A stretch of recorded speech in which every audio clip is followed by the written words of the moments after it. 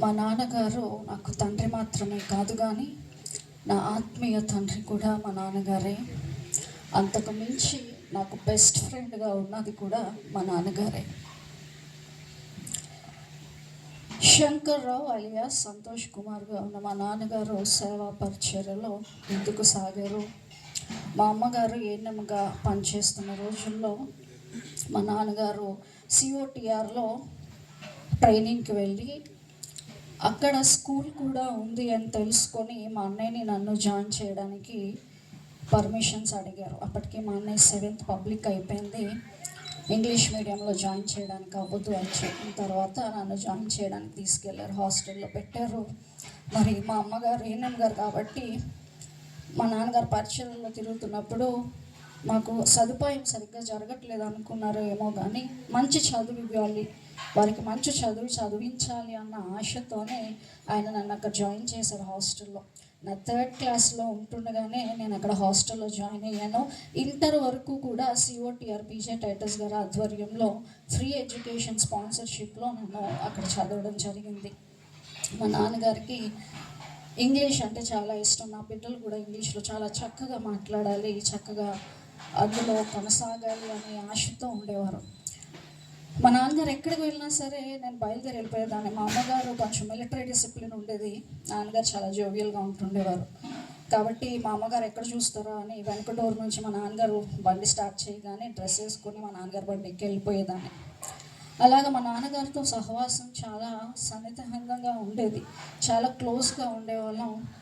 ఏదైనా సరే బెస్ట్ ఫ్రెండ్కి ఎలా చెప్పుకుంటారో మొన్నటి వరకు January 1st వరకు కూడా నేను ప్రతిదీ ఆయనతో షేర్ చేసుకోవడం జరిగింది. 2013 సంవత్సరంలో మా నాన్నగారికి షుగర్ హై లెవెల్స్ అయిపోయి 457కి రీచ్ అయిపోయిన తర్వాత సడన్గా పెరాలసిస్ స్ట్రోక్ వచ్చేసింది. బెడ్ రిడన్ అయిపోయారు. 2013 సంవత్సరం నుంచి కూడా ప్రతి కార్యక్రమంలో మా నాన్నగారు ఉండాలి అని ఆశపడేదాన్ని. అప్పటికి వివాహం జరగలేదు. నా వివాహం జరిగిపోతే చాలు తండ్రి, మా నాన్నగారు ఉండాలి అప్పటికే అని ప్రార్థన చేసుకునేదాన్ని. 2015 సంవత్సరంలో మరి అమృతరావు గారు లక్ష్మీకాంతం గారి దంపత్యంలో ఆఖరి కుమారునిచ్చి నాకు వివాహం చేశారు. వివాహానికి సంబంధానికి వచ్చినప్పుడు పాలరాజు అన్నయ్య మరి ఇక్కడ కూర్చున్నారు, వేటకానూరులో నుంచి రాసిన సంఘం పాటను ఆయన మాకు సంబంధం కుదిర్చారు, మేనబావ అవుతారు. వారు 6 సంతానం. మా అత్తవారు గారి కుటుంబంలో మొదటి సంతానంగా మా పెద్ద ఆడబడుచు గారు, వారి యొక్క భర్త స్టీల్ ప్లాంట్లో ఎంప్లాయీగా చేస్తూ రిటైర్ అయ్యారు. రెండో ఆడబడుచు వారి యొక్క భర్త కలెక్టర్ ఆఫీస్లో పనిచేస్తున్నారు, ఇంకా సర్వీస్లో ఉన్నారు. మా పెద్ద బావగారు బిజినెస్ చేస్తుంటారు. మా రెండవ బావగారు సేవా పరిచర్యలో కొనసాగుతున్నారు, జాన్ రత్నం గారు. మూడో బావగారు ఆర్టీసీలో చేస్తున్నారు. మూడో తోటకోడలు కూడా కేజీహెచ్లో స్టాఫ్ నర్స్గా చేస్తున్నారు. ఆఖరి సంతానంగా జాన్ మోజెస్ గారిని నాకు ఇచ్చి వివాహం చేశారు. ఆయన కూడా బీటెక్ చదివి బిజినెస్ చేసి తర్వాత చిల్డ్రన్ మినిస్ట్రీలో కొనసాగుతూ ఇప్పుడు దేవుని పరిచర్యలోకి వచ్చారు. నాకు ఆయన ఎంఫార్మసీ చదివించారు.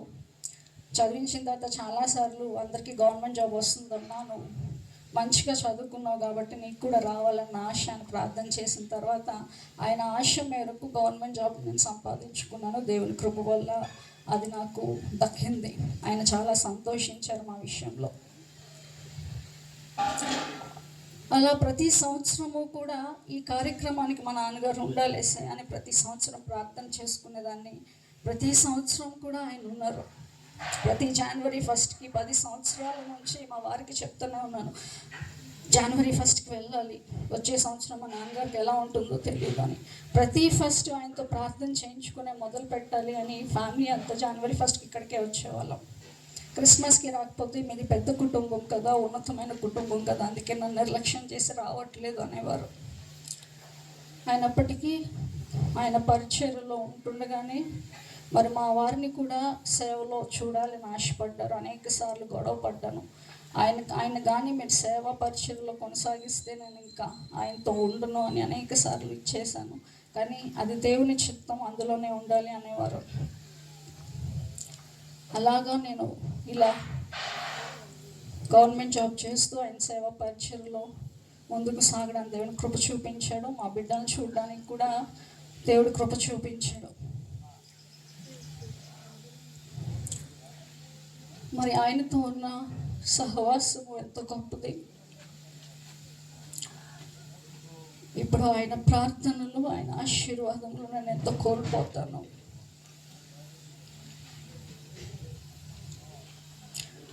కాలు ఇడ్చుకుంటూ కూడా నా దగ్గరకు వచ్చేవారు. నేను డెలివరీ అయినప్పుడు కూడా ఆయనే వంట చేసి పెట్టేవారు. నా చేత్తో నేనే నా కూతురు కొట్టుకుంటాను, నువ్వు మిగతా పరిచయం చేసుకొని మా అమ్మగారికి చెప్తుండేవారు. అంత ప్రేమ చూపించేవారు నా మీద.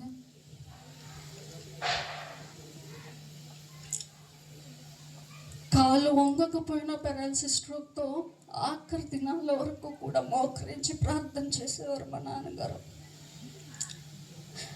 నేను అనుకునేదాన్ని మేము కూడా అలాగ ఒక్కొక్కసారి చేయమేమో, మా నాన్నగారు అలా చేస్తున్నారు అని చాలా సంతోషించేదాన్ని.